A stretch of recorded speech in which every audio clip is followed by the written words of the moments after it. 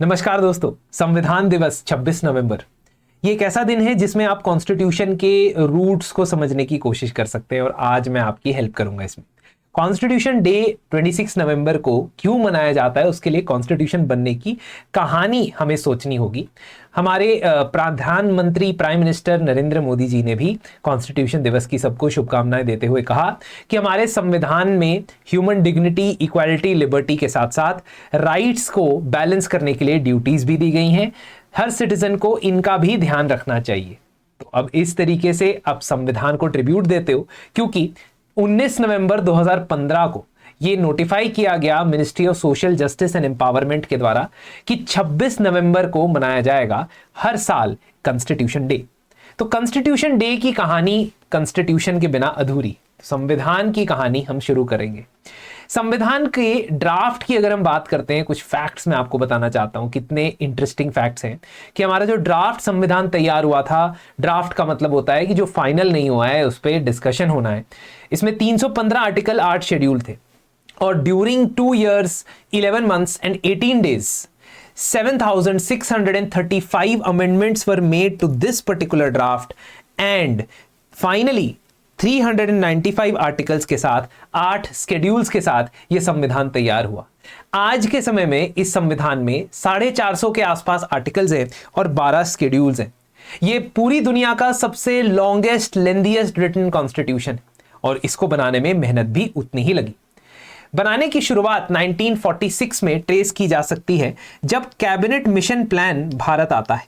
Basically ये वो वक्त है जब ब्रिटिशर्स को अब लगता है कि सही समय आ गया है पावर किसी तरीके से ट्रांसफर करने का। तो कैबिनेट मिशन प्लान के तहत कैबिनेट मिशन एक 3 मेंबर्स का मिशन आता है। ये 3 मेंबर्स थे पैथिक लॉरेंस, स्टैफर्ड क्रिप्स, जो पहले भी आ चुके थे क्रिप्स मिशन के साथ भारत में to discuss the negotiations, and A V Alexander. ये 3 लोग आते हैं और ये 3 लोग एक प्लान बता के जाते हैं जिसके हिसाब से भारत की एक कॉन्स्टिट्यूएंट असेंबली बनेगी। ये कॉन्स्टिट्यूएंट असेंबली के लिए इनडायरेक्ट इलेक्शंस का प्रपोजल करते हैं, जिसका मतलब ये कि उस वक्त भारत में बेसिकली 2 टाइप के या इनफैक्ट 3 टाइप के यूनिट्स हुआ करते थे। एक थे ब्रिटिश इंडियन प्रोविंसेस जैसे कि बंगाल या बॉम्बे या मद्रास।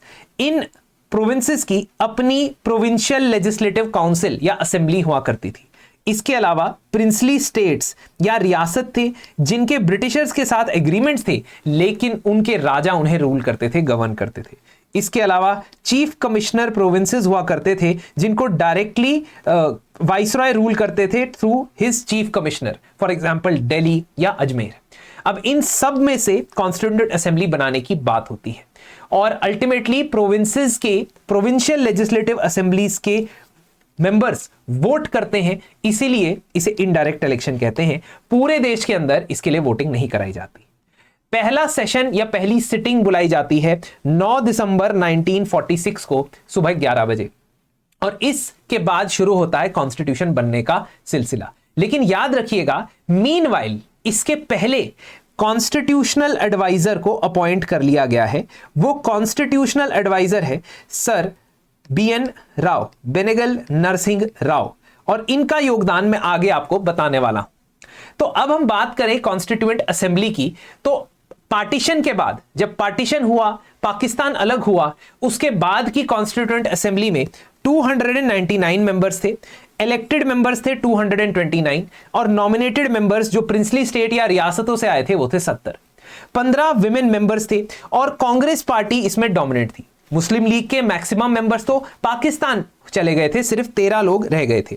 कुछ इंडिपेंडेंट्स और अकाली दल के कुछ मेंबर्स इसमें शामिल थे।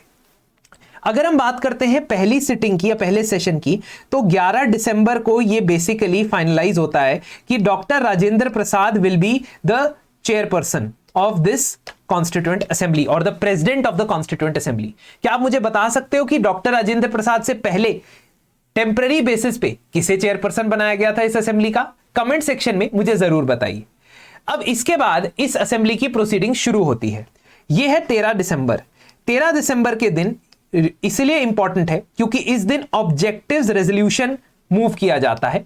ऑब्जेक्टिव्स रेजोल्यूशन एक ऐसा डॉक्यूमेंट है जो बताता है कि भारत का संविधान किन प्रिंसिपल्स आइडियल्स पे निर्धारित होगा।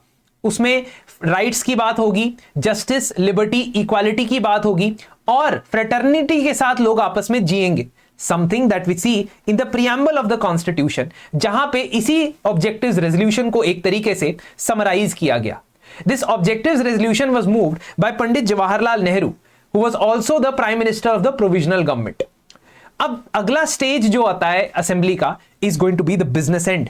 काम करना शुरू करना है, कॉन्स्टिट्यूशन को बनाना शुरू करना है, इसलिए ढेर सारी कमिटीज बनाई जाती हैं। मेजर और माइनर दोनों कमिटीज इसके अंदर शामिल है। मेजर कमिटीज की एग्जांपल है committees on fundamental rights, scheduled and excluded areas for example. तो ये जो बड़ी कमिटी थी इसके चेयरपर्सन थे सरदार वल्लभ भाई पटेल। इसके अलावा union powers committee, states committee, इसके चेयरपर्सन थे जवाहरलाल नेहरू जी। ठीक है, तो बहुत सारी कमिटीज बनाई जाती हैं बहुत ज्यादा स्पेसिफिक कामों के लिए, और इस पर्टिकुलर कमिटी वाली स्टेज में हर एक कमिटी अपनी अपनी डिस्कशंस, डिबेट्स में लगी हुई है। But now, after this second session happens, the things which are being discussed are very general. The reason is कि ड्राफ्ट कॉन्स्टिट्यूशन अभी तक तैयार नहीं हुआ है, तो बेसिक जो काम आप चीजें इंक्लूड करके रखना चाहते हो संविधान में, फिलहाल तो उसी पे डिस्कशन चल रहा है इस फेज में, जो 27 फरवरी 1947 से लेकर 30 अगस्त 1947 तक चल रहा है। Meanwhile on the side sir BN Rao, Benegal Narasimha Rao अपना काम कर रहे हैं। 1 फरवरी 1947 से लेकर 1 अक्टूबर 1947 तक वो ड्राफ्ट कॉन्स्टिट्यूशन प्रिपेयर करते हैं। ही इज द पर्सन जिन्होंने देश, बड़े सारे अलग अलग देशों के अंदर के कॉन्स्टिट्यूशंस, उनके संविधानों को पढ़ा और उनमें से जो इंडिया के लिए सूटेबल था उनको हमारे संविधान में इंक्लूड किया। इनको बहुत कम क्रेडिट दिया जाता है हमारे संविधान का पहला ड्राफ्ट बनाने के लिए। इनफैक्ट BN राव इतने पॉपुलर थे, इतने ज्यादा लर्नड एकेडमिशियन और इंडिविजुअल थे कि भारत से जब यूनाइटेड नेशन सिक्योरिटी काउंसिल की तरफ एम्बेसडर भेजा जाता है पहले 2 सालों में 1950 के बाद, तो भी इन्हें भेजा जाता है। और इन्होंने इंडिया ही नहीं बल्कि बर्मा के कॉन्स्टिट्यूशन को भी बनाने में योगदान दिया था, कॉन्स्टिट्यूशन ऑफ बर्मा बनाने में, जिसे आप म्यांमार कहते हैं। तो अब इसके बाद ड्राफ्ट कॉन्स्टिट्यूशन जब तैयार हो जाता है तो कॉन्स्टिट्यूएंट असेंबली को सौंप दिया जाता है। तो BN राव जी, इनके पास ये जो 7 मेंबर की कॉन्स्टिट्यूएंट असेंबली है, इनको अपना ड्राफ्ट दे देते हैं और ये ड्राफ्टिंग कमेटी फिर फाइनल कॉन्स्टिट्यूशन बनाने का प्रोसेस शुरू करती है। 27 अक्टूबर 47 से लेकर फरवरी 1948 तक पहला ड्राफ्ट कॉन्स्टिट्यूशन तैयार किया जाता है। आप देख सकते हैं इस पर्टिकुलर ड्राफ्टिंग कमेटी में डॉक्टर अंबेडकर मेंबर हैं, KM मुंशी जी मेंबर हैं, मोहम्मद सादुल्ला मेंबर हैं, Alladi Krishna Swami Ayyar is also member, N Gopalaswami Ayyangar he is also member. N Gopalaswami Ayyangar आगे जाके बहुत इंपॉर्टेंट कॉन्ट्रीब्यूशंस प्ले करते हैं। इनफैक्ट N गोपालास्वामी अयंगर के ऊपर टास्क दिया गया था कि ये आर्टिकल 370 को ड्राफ्ट करेंगे ताकि जम्मू एंड कश्मीर को सीमलेसली भारत से इंटीग्रेट किया जा सके। इसके अलावा N माधव राव और TT कृष्णमाचारी इस 7 मेंबर की कमेटी को कंस्टिट्यूट करते हैं डॉक्टर अंबेडकर की चेयरमैनशिप में। अब इस पर्टिकुलर कमेटी का जब ड्राफ्ट आता है, इस ड्राफ्ट को पब्लिक सर्कुलेशन के लिए सर्कुलेट किया जाता है। आपको जान के हैरानी होगी कि हजारों संस्थाएं, इंडिविजुअल और पर्टिकुलर इंस्टीट्यूशंस कॉन्स्टिट्यूएंट असेंबली को चिट्ठियां लिखते हैं, लेटर लिखते हैं और अपने अपने सुझाव, अपने अपने रिकमेंडेशंस कॉन्स्टिट्यूशन में देते हैं। कई ऐसे रिकमेंडेशंस हैं जिनमें कॉन्स्टिट्यूएंट असेंबली में डिस्कशन भी होता है, बातचीत भी होती है। इसका मतलब ये कि भले ही लोग डायरेक्टली इन्वॉल्व नहीं थे कॉन्स्टिट्यूशन मेकिंग प्रोसेस से, लेकिन constituent assembly was open to taking recommendations from the people. लेकिन 1948 के नवंबर महीने में इस ड्राफ्ट कॉन्स्टिट्यूशन को असेंबली में प्रस्तुत कर दिया जाता है और नवंबर से लेकर अक्टूबर 1949 तक ढेर सारे अमेंडमेंट्स को डिस्कस किया जाता है। तो तकरीबन 1 साल, 1 ईयर एंटायरली, नवंबर से अक्टूबर लगभग 1 साल हो गया। तो इस 1 साल के अंदर अंदर फर्स्ट रीडिंग के अंदर अमेंडमेंट्स मूव किए जाते हैं। हर जो भी मेंबर ऑफ कॉन्स्टिट्यूएंट असेंबली है अपना अमेंडमेंट लेके आते हैं, उसके ऊपर चर्चा होती है और फिर उसके ऊपर वोटिंग होती है। जैसा मैंने आपको बताया 7000 से ज्यादा अमेंडमेंट्स इसमें मूव किए जाते हैं। 1949 के आसपास जब अक्टूबर नवंबर का महीना आता है तो इस अमेंडमेंट्स के थ्रू पूरे ड्राफ्ट को रिवाइज किया जाता है, मतलब सेकेंड ड्राफ्ट तैयार होता है और सेकेंड ड्राफ्ट की रिवीजन और रीडिंग के बाद नवंबर 1949 के अंदर थर्ड रीडिंग डिस्कस होती। This is the final discussion. ये फाइनल डिस्कशन है, अब अमेंडमेंट्स नहीं किए जाएंगे, अब सिर्फ और सिर्फ फाइनलाइज किया जाएगा कॉन्स्टिट्यूशन के अलग अलग आर्टिकल्स को। Ultimately 26 November 1949 1949 is the day where voting is conducted on a motion which is moved by Dr. Ambedkar. The motion says, let us adopt this constitution for our country, and after that is done, while that is done, उससे just पहले preamble को भी constitution में add किया जाता है।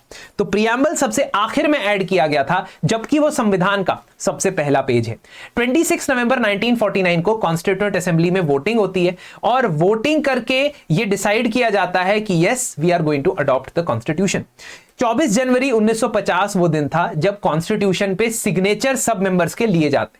कुछ members इस पे साइन नहीं करते as a sign of protest, लेकिन 24 जनवरी 1950 को कॉन्स्टिट्यूशन के ऊपर, संविधान के ऊपर कॉन्स्टिट्यूएंट असेंबली के लोग साइन कर देते हैं। While this is happening, that is important because 26 नवंबर को ये अडॉप्ट कर दिया गया था, लेकिन हमने डिले किया कॉन्स्टिट्यूशन को एनफोर्स करने के लिए। उसका एक कारण ये बताया जाता है ऐतिहासिक या हिस्टोरिक। 1929 के अंदर जब इंडियन नेशनल कांग्रेस का लाहौर सेशन हुआ था, उसमें यह डिसाइड किया गया था कि 26 जनवरी 1930 को पूर्ण स्वराज दिवस मनाया जाएगा। इसी पर्टिकुलर डेट की वजह से या सिग्निफिकेंस की वजह से ऐसा कहा जाता है कि हमने संविधान 26 जनवरी 1950 से एनफोर्स किया। इसके अलावा इस कॉन्स्टिट्यूएंट असेंबली में और भी काम हुए, जैसे 1949 में कॉमनवेल्थ की मेंबरशिप हमने एक्सेप्ट की। British Commonwealth is a group of Nations जो पहले ब्रिटेन की कॉलोनी रह चुके थे और ब्रिटेन के साथ अच्छे commercial trade, diplomatic relations maintain करना चाहते थे। 1947 में ही, जुलाई 1947 में ही हमने अपना नेशनल फ्लैग या तिरंगा अडॉप्ट कर लिया था। इसलिए जो फ्लैग डे मनाया जाता है हर साल, वो जुलाई 22 को मनाया जाता है। On the day when the constitution was signed was also the day जब हमने अपना नेशनल एंथम और अपना नेशनल सॉन्ग डिसाइड किया था। आई होप कमेंट्स में आप मुझे बता पाएंगे कि ये कौन सा सॉन्ग और एंथम है। ऑल्सो ये पर्टिकुलर जो हमारा कॉन्स्टिट्यूशन है, ये संविधान है, इसके बारे में मैंने आपको जितनी भी जानकारी दी है उससे रिलेटेड एक क्वेश्चन यूपीएससी प्रीलिम्स में ऑलरेडी पूछा जा चुका है। Can you tell me what is the correct answer of this particular question?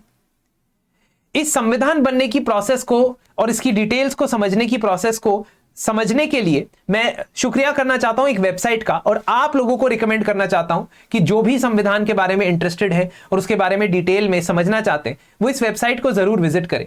constitutionofindia.net is a website or is an initiative basically which is run by Center for Public Policy and Research based in Bangalore, और it's just thank you for that particular website, क्योंकि इस website पे आपको बहुत सारा content मिलेगा जिसमें आप कॉन्स्टिट्यूशन को डिटेल में समझ सकते हैं। So this is one of the sources which I referred for making this particular video and for making my lectures, जो पॉलिटी एंड गवर्नेंस के मैं लेक्चर्स लेता हूं। आई होप आपको संविधान के बारे में इस जानकारी से कुछ चीजें पता चली होंगी। अपार्ट फ्रॉम दैट बहुत सारा कंटेंट मैं अपने टेलीग्राम ग्रुप पे भी शेयर करता हूं, तो आप वो भी ज्वाइन कर सकते हैं, लिंक में डिस्क्रिप्शन में आपको शेयर कर दूंगा। Thank you and have a very nice day ahead. शुभ संविधान दिवस, और संविधान की वैल्यूज को हमेशा ध्यान में रखिएगा।